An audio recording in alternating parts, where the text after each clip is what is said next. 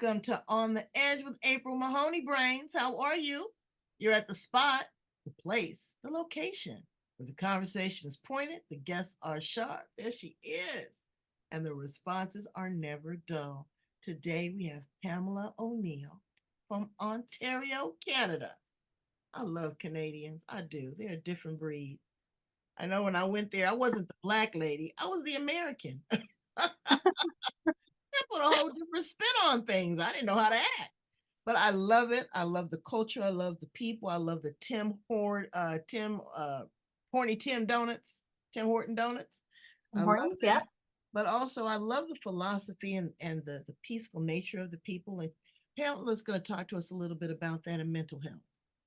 That's one of my favorite topics to cover on the show because anything I can do to help you, teach you, motivate you, school you, I'm here to do. I want to be that conduit of information. So I only bring you the best and the brightest. And here she is. Let's welcome her to the show. How you doing today, Pamela? Yeah, I'm doing very well. Thank you, April. Thanks so much for having me here. I'm glad to have you. Absolutely. Tell my brains a little bit about you and how you show up in the world. Sure. So, yeah, I'm a mental health coach and I'm an author of a new book called Speaking Up About a Mental Health Crisis. So I just launched that in October of 2023. And yeah, now I'm on this coaching journey, just started. But I'm helping to end the stigma of mental health worldwide. That is my mission. Well, girl, you got a big undertaking because it's hard to understand regular health, much less mental health, because you can't see it. And each person's going to react differently. I mean, we all might get an abrasion or a burn, and we're going to treat it the same way. But that's not it with mental capacity. We don't know how deep somebody's into it. But I just went to a great mastermind course, and one of the top facilitators there was an instructor talking about post traumatic stress disorder and just really sometimes just stepping back, taking a nap, and eating a snack could do wonders for you. What was the thing that really kind of got you to a point where it was manageable? Yeah, so I've had mental health um, issues in my family. So I've dealt with mental health through my entire life. So I've, yeah, I've learned different coping mechanisms, throughout my entire life, how, to manage my anxiety, and, the anxiety of others when they're in a bad space. And yeah, through my work, I've come across a lot of people with depression, and that's actually I suffered with depression myself for a time, and so for me, writing was very cathartic. I I journaled a lot. I've always been a writer because I have a background in communications, and I used to be a community reporter. Oh, So writing has always been something that I love to do. And so, yeah, that's really what got me through a lot of my um, when you were difficult going times. through that and you were in difficult times, did you know what your trigger was? Could you tell that you were in that space? And I know I'm speaking from a point of not knowing, a point of ignorance. That's why we're having this conversation so that I can learn. But when you're in a downward spiral and you're feeling more reserved and withdrawn and all that, do you actually physically and mentally know that you are in this space? Or is it everybody's outside of you? They're doing something different. Does that make sense? Yeah, you definitely feel it. So I mean, there are signs like when people start to withdraw from things that they've normally been very active in. Like I used to take part in a lot of sports. I stopped playing sports. I just got very um, I didn't want to interact with anybody when I was going through it. I would stay in my room for long periods of time. I was just, yeah, very to myself and isolated. But ironically, it was during the time of the pandemic. So we were all sort of isolated during that time. And I didn't really have many people to talk to about it. I sort of had to search for that help A and lot of start people speaking were up. finding help online. And so Yeah. what you did to help you out, you put pen to pad. Tell us a little bit about your book and the writing process. Yeah, so yeah, when I met, I had a mentor and her name was Deanna. Where's it at? Let's see the book. We want to see the Yeah, book. sure. So this is the book. Look at that. Speaking of, Speaking Up About Mental Health Crisis. Pamela R O'Neill. Perfect. Okay, I'm sorry. Go ahead. Tell me about it.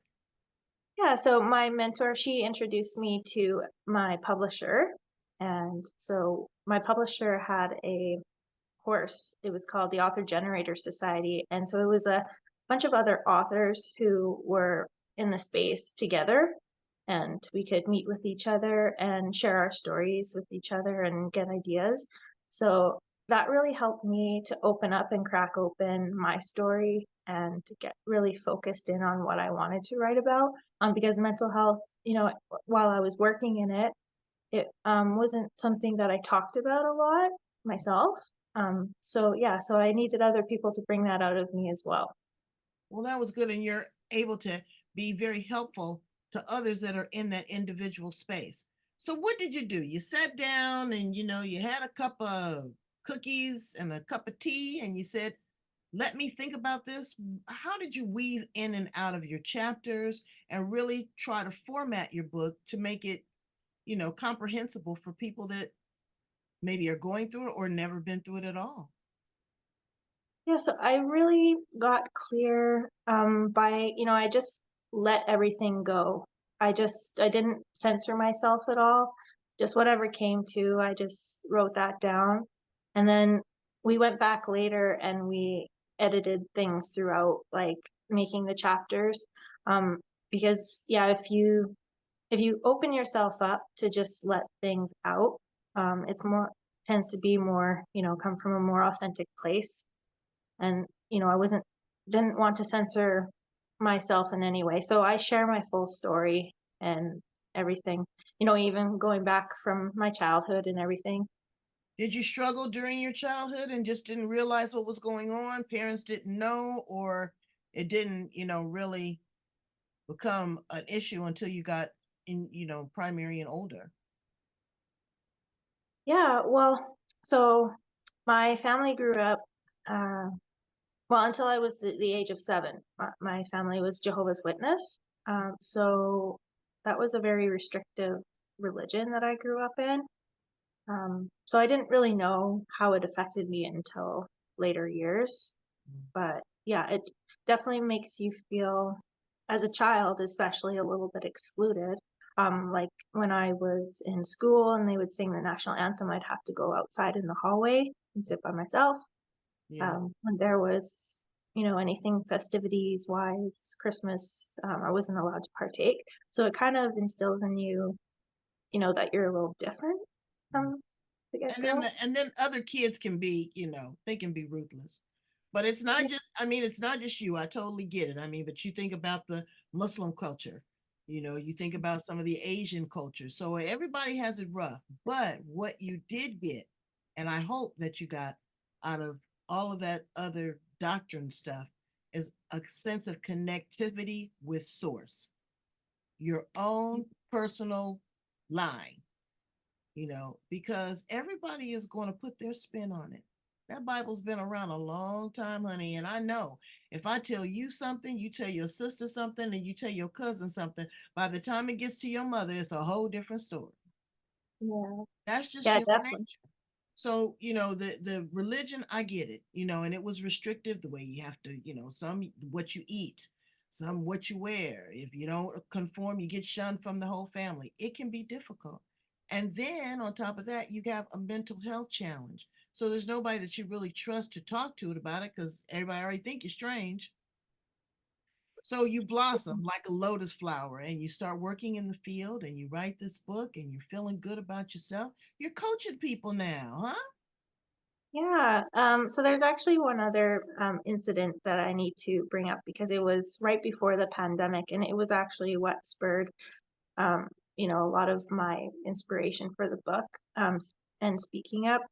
So when I was working as a youth and family counselor, um, so there was a time where I felt unsafe at work as well. So I brought it up to my managers and was largely ignored. And yeah, it was really hard to take because they told me that, maybe something was wrong with me and that I needed to maybe change my own self. Um, so sadly, I worked there for almost 8 months and then I was let go. Um, but just shortly after that, a lady that, we weren't really close or anything, and I hadn't met her too many times, but she was murdered. Mm. And so she was killed at work by a Job that youth you who were was in working her at? care. Yeah, the same place I was working. Shut Yeah. the front door. What? Girl, let me tell you, Yeah. you had an angel watching over you. They got you out just in the nick of time. Yeah. So that's really where my, when you're talking about, um, intuition and, all those, I really have had to trust myself and learn how, to, yeah, just trust in my abilities to know when something is wrong and to say something. And that is a large part of what I teach is, sometimes you're scared, you don't want to say because there will be repercussions. But there's a line I draw in the sand where if it's going to help somebody or save their life, I That's have to say something. you have to say. You got to speak up. You got to speak up, and you will be protected for that. That is. Oh wow, that's pretty deep. That's pretty deep. So you write this book. You were going to read us a little excerpt, right? Oh, Sure, yeah, I'd love to. let me pick up what you're putting down. Brains, pay attention. Melissa, I'm sorry, Pamela's about to read for us. Uh, so this is from chapter 3, and it's called "Where Does My Voice Beat Now?" And at the end of every chapter, I share a song that resonates with me. So I'm not sure if you've heard of, well, you probably have. Um, so from Celine Dion's song, "Where Does My Heart Beat Now?" So, Mm-hmm. so to march, beat, and dance to your own rhythm means you follow your own path and act in an individualistic way. Just as we are not all born looking, talking, or behaving the same, we are not all meant to beat as one. Collectively, our solo beats make up the harmonious song and dance of life.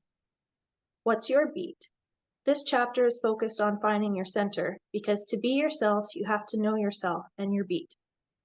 I am not a musician, so before now I was unfamiliar with the lingo, but I had this idea that similarities might exist between how a song is structured and our lives.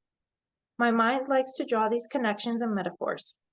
So just like there is different types of musical beats and tempos, there is variety in each of us. Downbeat, upbeat, stress beat, non-stress beat, slow song, fast song. Whatever your beat is personality-wise, it sets the foundation for everything else you do, your career, relationships, and how you choose to show up in the world.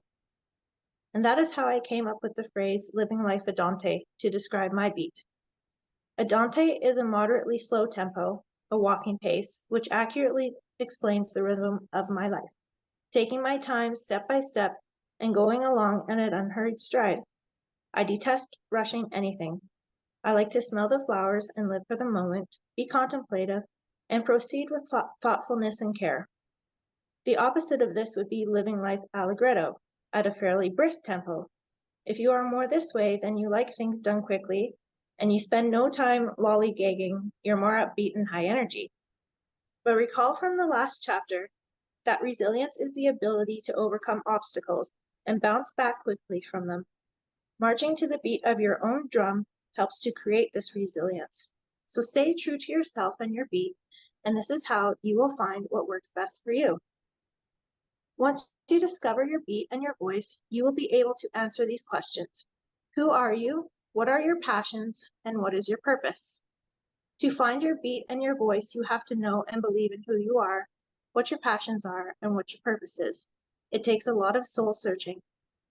And when I studied journalism, I learned how to write about what was on the beat. This is an area of specialization where a reporter writes about a particular issue or topic they have a proven expertise in. By sticking to one area of interest, beat reporters are able to build a vast knowledge of their subject matter. It's the same as writing about what you know. So, what I knew most from my own experiences at the time of writing this book was the suppression of my voice and how my mental health suffered because of it. Mental health was going to be my beat, a hot topic that affects every single one of us, and I am keen to learn and share how it can be improved. That's beautiful. That's beautiful. It's a symphony. It's a dance, Yeah. you know. And yeah, And I that's like how you definitely say it how has, I've learned, yeah, you with say my how life. high beats and low beats and quarter beats and yeah, absolutely. And you have to orchestrate that. And it's all at different pitches, and sometimes somebody just comes in with a cymbal and shakes everything up. So that was a beautiful metaphor. Thank you so much. I grabbed hold to that, and I personally wrestled with it because it's tough. We're all gonna have a meltdown, brains. Some people have them, unfortunately, at work. They have them with their kids. They have them way too often. But what I've come to realize in 61 years is how you process stuff. It's how you process it. Okay, you gotta be strategic. Is everything worth going from a flicker to a flame? You know what your triggers are. You know what makes you unhappy, the kind of people you're around, maybe what they're serving for dinner. But after a certain point at a certain age, it becomes mechanical and you know what happens. And if you feel that there's something off, ask for help.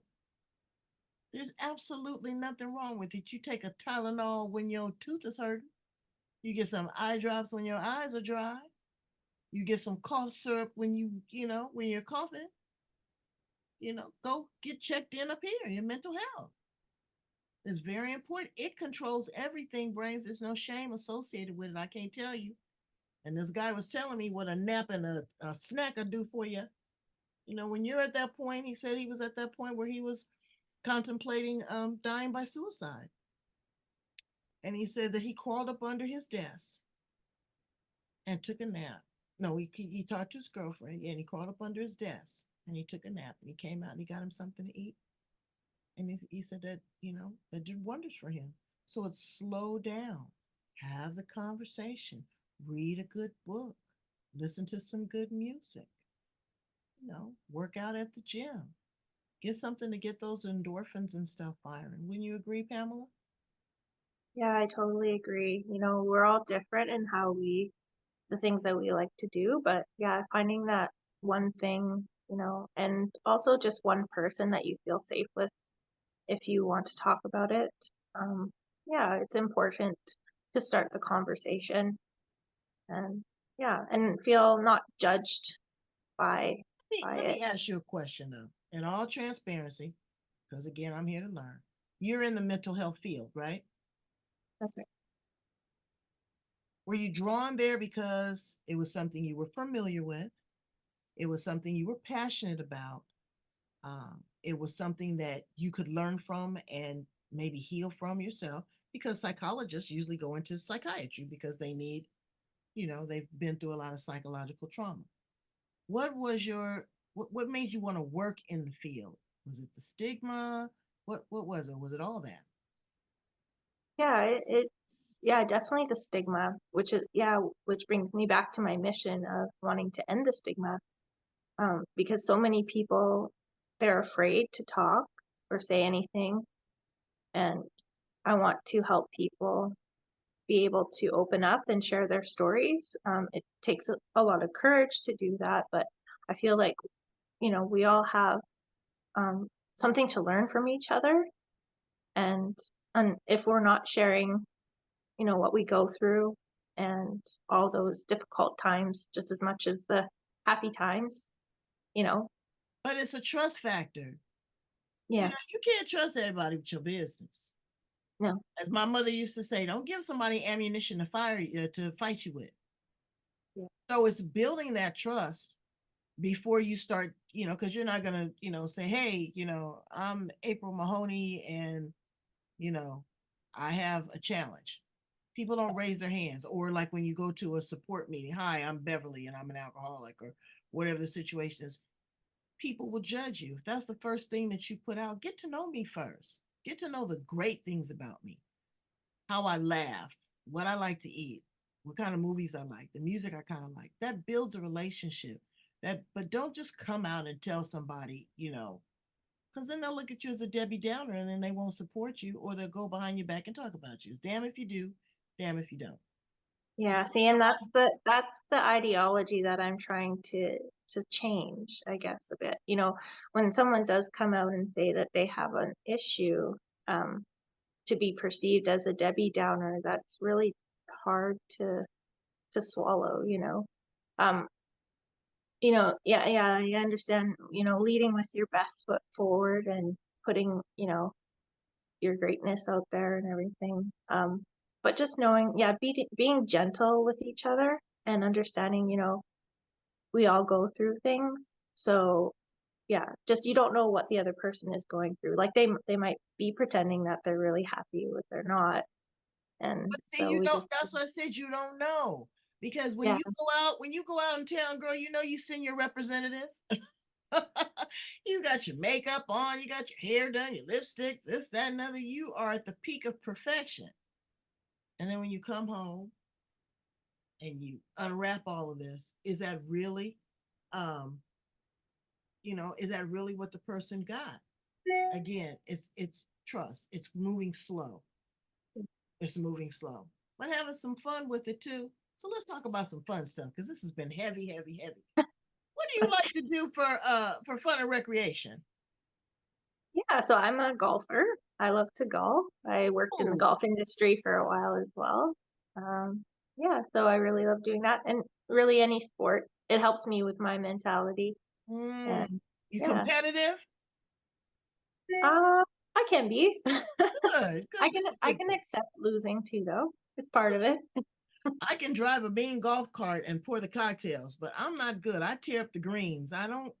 It's a real skill to golf. And people don't give it as much credit. It's not for chumps, And then when Yeah, you I've played a few tournaments, and I've actually, yeah, I've won a few. I'm not a professional golfer, but it was just something I really enjoyed to get out and do. It's something you can do by yourself too. Um, yeah, and you're just constantly improving your own but game. do you So have a that cat? Do you like to cook? I have a dog, and his name's Harvey. Yeah, Oh, he's a 2-year-old lab, and yeah, is he a so good spend a lot support? of The dogs are the best for the support. What would you do yeah, without Harvey? You don't know. yeah, yeah. He's a sweetheart. And yeah, I spend a lot of time with my family, my parents, and yeah, Good. Do you like to travel? I do. Yeah, I love to travel. Oh, Hmm. see all these wonderful things. If you were an appliance in the kitchen, now what appliance would you be, Pamela? Oh, that's a good question. Maybe the stove? Okay, why? Yeah. Because that's where people spend a lot of their time in the kitchen is cooking around the stove, and that's where you're creating the meals. And very creative person, so I like, yeah, Good, because cooking is a meditation. Absolutely. I remember one time my daughter was mad at me, and I told her to go in there and cook dinner. And girl, she slammed the pots, the pans. Oh my goodness. She was cutting. I was hoping she didn't cut off one of them fingers. She was angry with me. So afterwards, she says, dinner's ready. And I said, oh, I'm not eating that. And she said, well, why not? I said, because you didn't make it with love.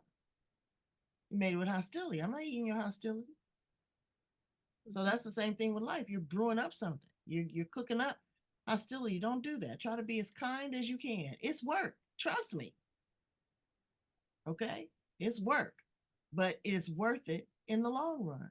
And everybody's not going to be on your team, and that's okay. Be able to accept a no and to be able to accept a little criticism because that's what we exude. Either work on it or blow it off, one or the other, but don't internalize it. And get a copy of that book. Tell my brains, Pamela, how to get in contact with you if they want to work with you, coach with you, be online with you, or get a copy of the book. yeah. So if you would like to reach out to me, I do have a website, and it's my author name, so PamelaRO'Neill.com. I also have Facebook, and that's also my author name, Pamela R O'Neill. I'm on Instagram at Speaking Up About Mental Health, and also on LinkedIn at Pamela O'Neill. So you're welcome to reach out to me in any of those. Well, what we're going to do is we're going to put all your contact information at the back of the interview and also in the show notes. Can we purchase the book on Amazon? Yeah, the book is available on Amazon, Let's see it both one in more Canada. time. Yeah, the book is available on Amazon, both in Canada and the US. No, It's put it up one more time. We want to see it. oh, put it up. Oh, okay. Yeah. There you Look go. at that. Speaking up about mental health crisis. Okay. It doesn't have to be a secret. There's no shame that has to be associated with it. You got to get help. We all need help. So we all have a mental health crisis, whether we admit to it or not. Okay. So thank you so much, Pamela, for being here on the edge with me and my brains. We appreciate you. We value you. Brains, go in and subscribe to the channel. Pamela, you too. Love, like, share, and subscribe. Love, like, share, subscribe. Um, if there's somebody that you know that needs some help, build a relationship. Get to know the person first before you address the problem. Thank you so much, Pamela, and we'll talk again soon. Thank you so much. Bye, brains.